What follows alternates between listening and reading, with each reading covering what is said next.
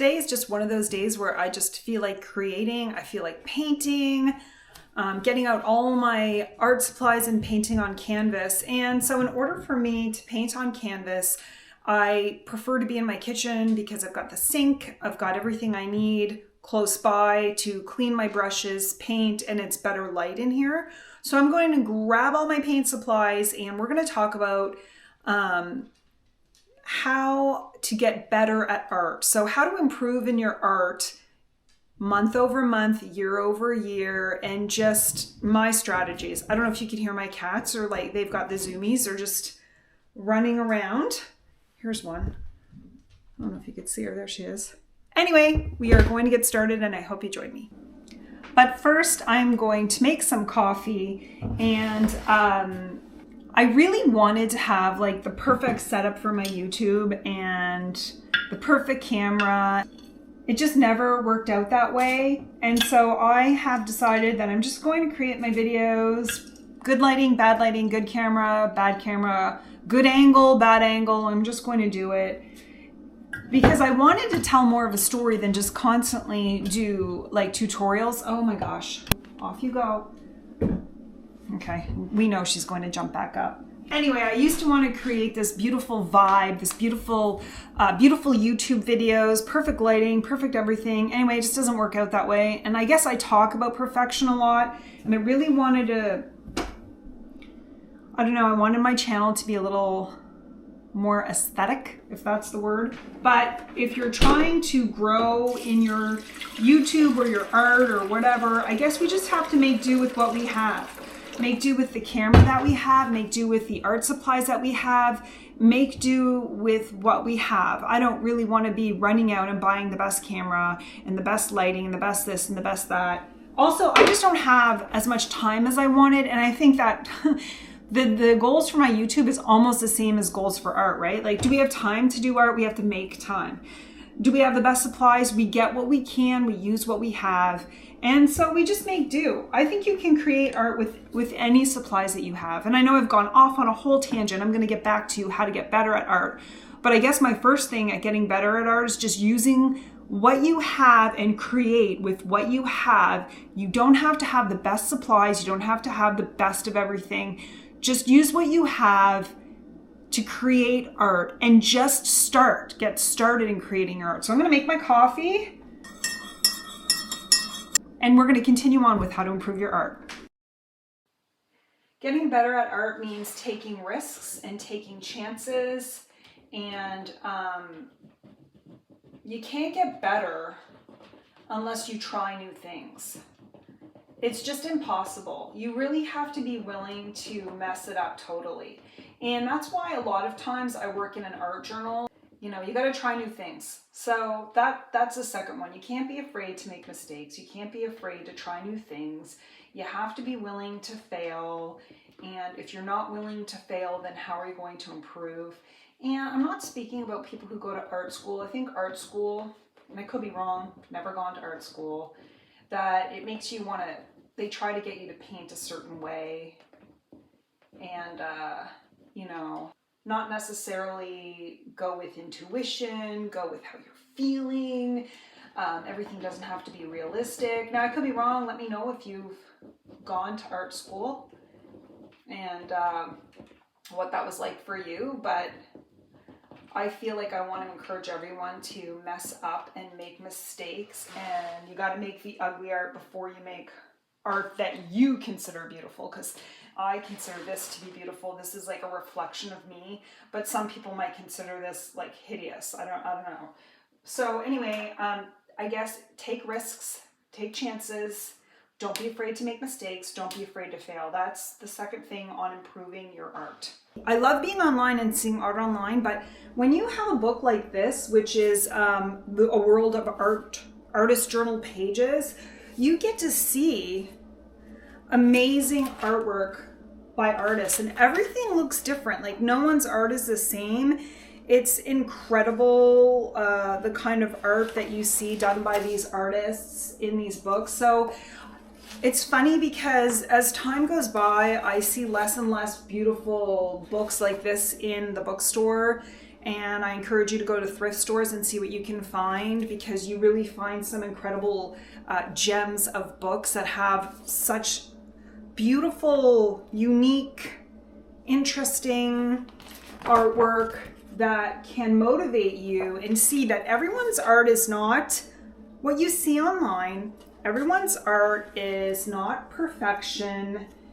People create from their heart and soul, and unique. So there's so many unique artists out there, and everyone's art isn't the same. So I encourage you to get books that that show all sorts of different kinds and styles of art, and artists of all ages and stages of life. I saw a video the other day about this woman who was 92 years old and doing her art, and I just thought, oh, I want that to be me when I'm 92. I want to be like that lady who's creating art at 92. And I'm telling you, she just, her art, if I can find her, I'll share it. I'll share the video in the description.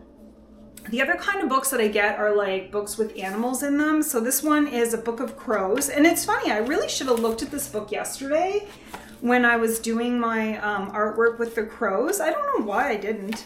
I probably forgot that I had it, but I really just have this love of crows or ravens. They're in my backyard all the time. There's more and more.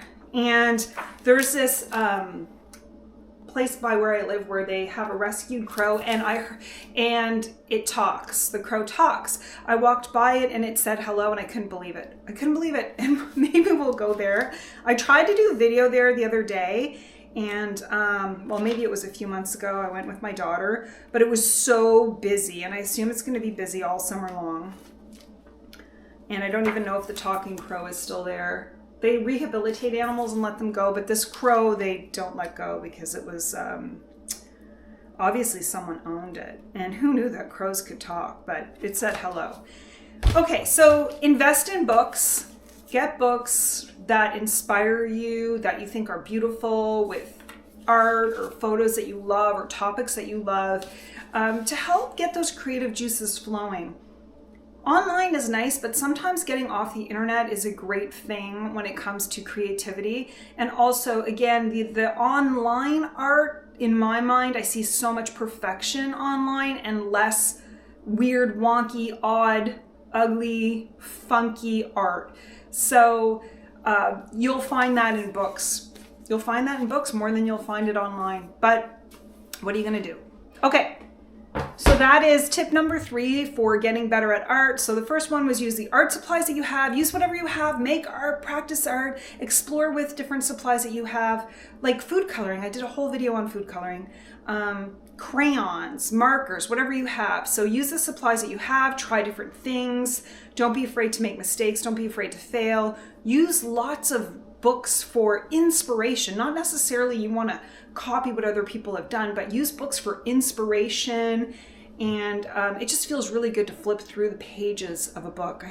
Like, is that an old school thing now? Flipping through the pages of a book and just enjoying like the feel of a book and the look of a book, and folding a page down that you love. So get some books and really enjoy that. So those are the 3 things. Let's see what the next one is for how to get better at art.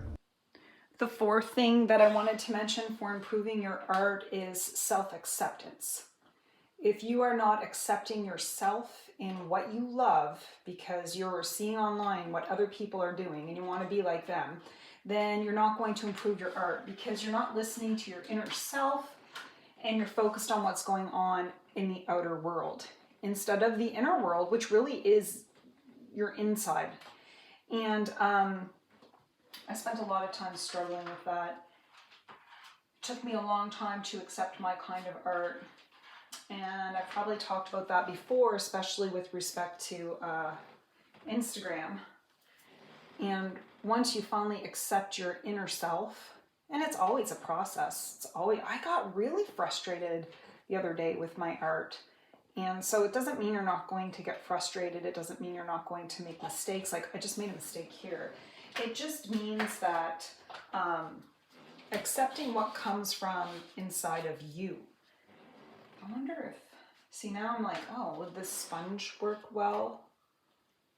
I'm using a little bit of molding paste to create texture here, because I want this to be a textured I like art that looks really old.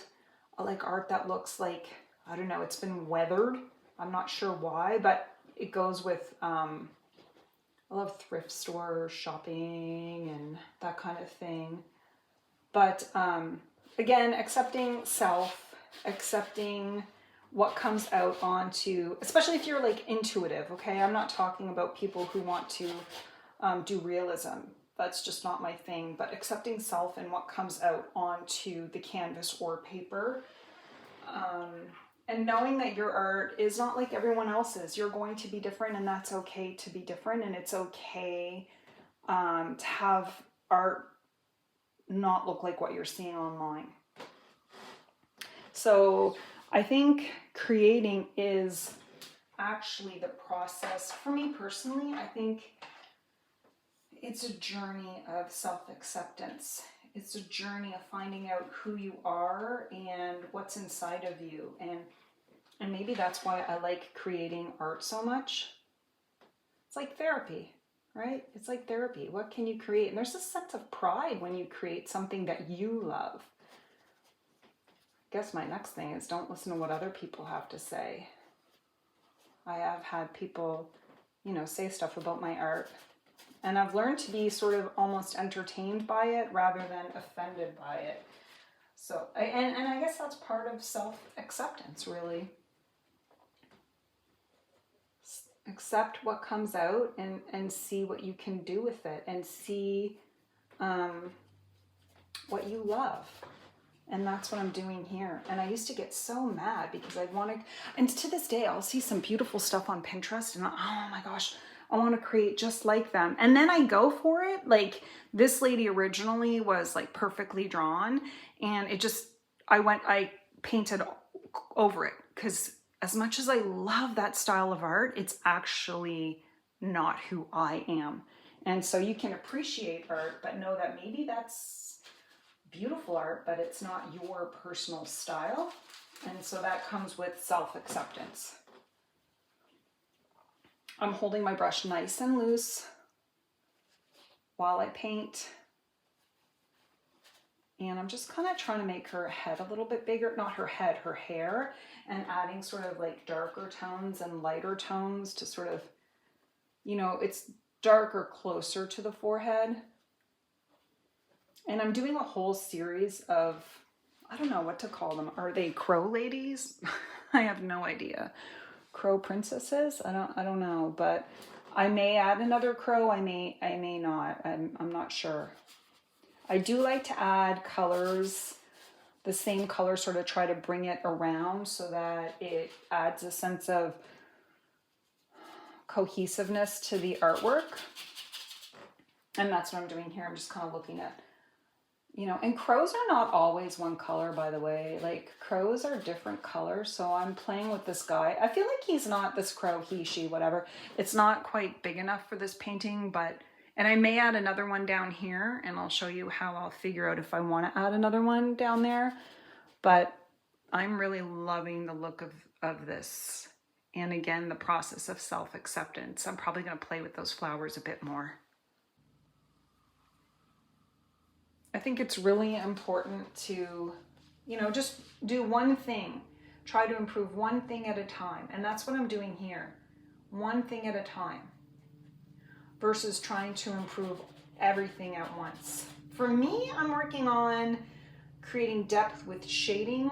And I'm also working on, when I do eyes, not to make everything super white on the inside. Like eyes have shadow and it's not all white and it's not all one color. Same with the face. So I'm working on shading. That's what I'm working on. I think that's going to be it today for how to improve your art. I hope these tips were helpful to you, and if you have any questions, let me know. I'm probably going to have a course come out soon on, drawing and painting faces. I've done a lot of videos on it, but I think I'm going to have something more structured. I'd love to know if you're interested in that. And I hope you all have a wonderful day, and I will see you next time. Happy sketching, happy painting, and I hope you all have a great day.